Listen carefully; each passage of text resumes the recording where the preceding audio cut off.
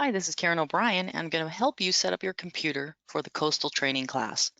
So the Coastal Training setup from the tutorials page. The tutorials are documentation. Here, let me grab one real quick. Documentation.flow-2d.com. And then you just go down to Coastal Setup. It's going to be a little bit different than what you see here because I'm adding a little bit of extra information. So I'm going to go back to the one that's on my computer. And step one will be to set up your computer with the full installation package. So you need to go to the documentation setup page, which is right here at the top of the documentation, and follow all of these instructions and get the entire computer set up to run through the class. Then the Coastal setup will just be basically adding a bit more data to that. So I'm not going to go through this. It's got its own instructions, its own video, and you will need IT support for this. Then it tells you to come back to step 2.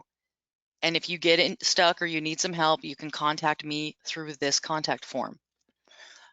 Okay, so step 2 is to open the data, and you'll need to enter your data. I don't know why I don't just click remember me.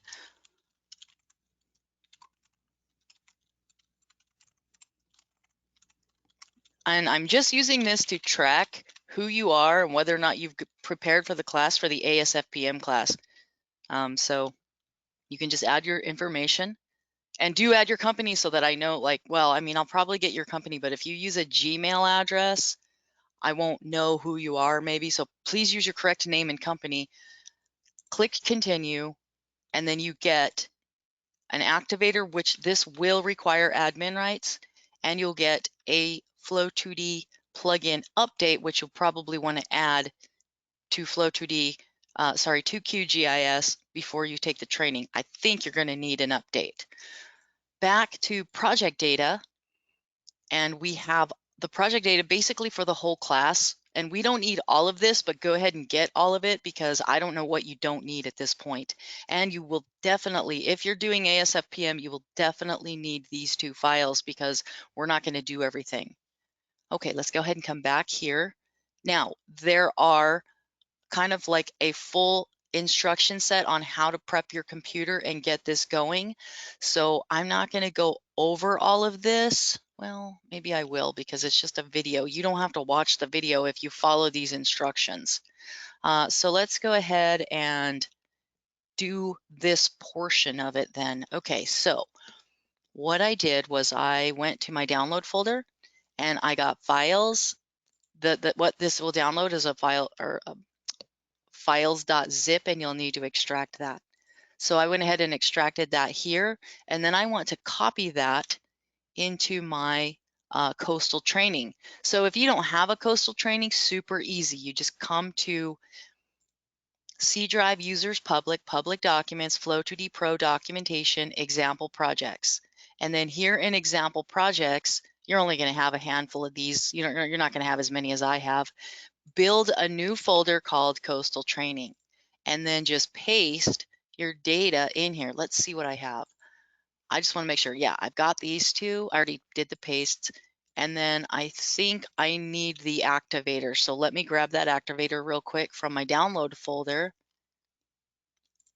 because that was put in there yesterday and I didn't update that. And then I'll just go back to Coastal Training and put that activator in here. Okay, so once you copy all of your 2 files here, and then you can build another file here called Project Export.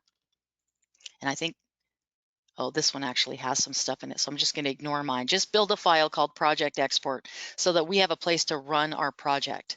Okay, installers. Let's see. Installers. Then what you'll want to do is run the Coastal activator. That'll give you like 60 days. An activator that will last 60 days. It's super easy. You just double click it and you click yes to get you through the admin port. Or you enter your admin password and then you click install, and you can see that it's that fast. It's super fast. And then you will go to QGIS, and again, I don't know remember we want for the class QGIS 3.18. So if you don't have this here, you might have deleted it. I'm sure you didn't delete it, but if you did, you can also get to QGIS from here. QGIS 3.18 right here. Okay, so I'm going to take and open the QGIS 3.18.2. You can open either one. And then as soon as that loads, we'll add that plugin. So I'm just going to click new so this isn't in our way. And let's go ahead and go to the plugins. And the first thing that you'll do, well, actually, just in case you didn't do it already, click settings, click options, go to CRS right here. You want to make sure that this one is checked and this one is checked. So use CRS from first layer added and use project CRS if you happen to load some data that does not have a projection. If you're on a laptop, another thing you might do is check the settings over here so that things fit in Windows. There's another thing about laptops that you can do. I'm going to click this real quick. If you're on a laptop, nope, yeah, that was the right one. You have some view options. Let me show you what I just did, okay? So you know where we are. So after you install the Flow2D plugin, you'll get access to our user manual right here. So if you click on that, it will load the user manual and you can go to view options and then just follow all these instructions. The most important instruction is this one because sometimes your words and stuff won't fit inside the windows because the QT scale factor isn't set. And so those words get really long or really big, and this will just bring them back to a reasonable font size and a reasonable scale factor so that they fit inside the windows. And then as you can see here, you can also try to manipulate some of these to help you see those icons and stuff better. Okay, I'm going to close that up now and go back to QGIS. So I already have the Flow2D plugin, but if I want to change the Flow2D plugin, I can go to Plugins, Manage and Install Plugins, and then I can go to Install from Zip, and I'll just hit the Browse button, and I'll go to the Coastal Training and go to the installers and just grab the plugin, click Open, click Install, and then it will add that plugin to my my QGIS. Now, if you don't have this plugin, this is called Quick Map Services, and this is called the Profile Tool. So if you don't see these two icons on your computer, you also need to get those other ones too. So I'm going to go back to the Manage Plugins, and I'll go to All, and I'll just search All for the word Quick or Quick Map, and then you can grab Quick Map Services and either upgrade it or install it or whatever. I'm not going to mess with anything because I'm just going to leave it as is, but you'll see right here the word install. Do the same thing for Profile Tool, right? And you can see right here is your profile, so you'll see the word install here, run through that one. And finally do Curve Number Generator. Okay, right here is your curve number generator, and I don't know, for whatever reason, and then you can again install it, update it, reinstall it, whatever you want, but we'll need all three of those. And then once that's done, you are finished with adding your plugins. So click close, and then the last step will be to add the services to Quick Map Services. Well, I think it's the second to last step. So click the globe with the plus sign, not the globe with the magnifying glass. Click the globe with the add and go to settings. And you're probably going to see a bunch of stuff right here. So just ignore that for now. Go to settings. And then over here, we'll go more services, get contributed pack. I'm not going to click it because I already have it, but it just takes a second to get the contributed pack. If you can't download the contributed pack, it's very likely that your company is blocking that. So just get with me and I'll show you how to get the contributed pack manually. Then go to visibility And this guy right here will turn them all off. And then you just check the one you want. And the only one I care about is the Google Map because that's the only one I ever use. But there's also Bing, and there's also Esri, and there's also OpenStreetMap. So those are also 3 pretty good ones. And then you click Save, and that is done. So then if I click this, you'll see that only Google is there.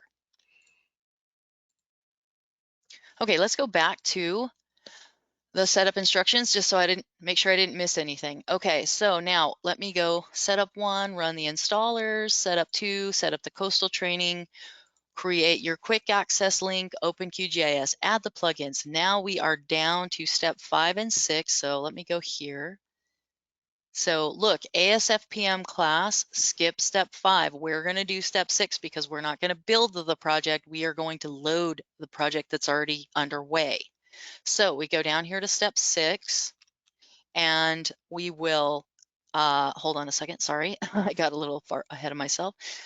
ASFPM workshop method, load the project into QGIS. So you'll find this project, I think it's called Coastal Training ASFPM, and drag that onto the map and click yes to load. If this looks a little different, no problem, just click yes to load, and then you should end up with something like this. Let's do that right now. So this is my coastal training, and then in the project data is our coastal training ASFPM project. And I just drag that straight onto the map and click yes. And that will load everything that we are, this is the starting point for the ASFPM class. Let's see, an error occurred. I don't think there's an error, but I can take a quick look at it and see what wasn't loaded. Rain, that's okay because we are going to plot our own rainfall later, so don't worry about that. If you get that error, don't worry about that. We'll just ignore that. And we are going to add our own rainfall later, so I think we can just ignore that one. Let's see. What were we going to do next? Oh, I know, we have to return back to the instructions because the instructions are going to tell you that the next lesson is hydrology starting at step 3. So if we click step 3, or if we click that, it's going to take us to hydrology step 3 because we're going to skip these 2 steps because they're too time consuming for the class. So if you are using the printout, you won't even see those 2 first steps. It'll just delete those out and you'll be using step 3. But if you're using the website to follow along with the tutorials, then you might see that extra or that old data. It's not old, it's just for the people who are doing the full class. And I think that's it. So again, once you're here,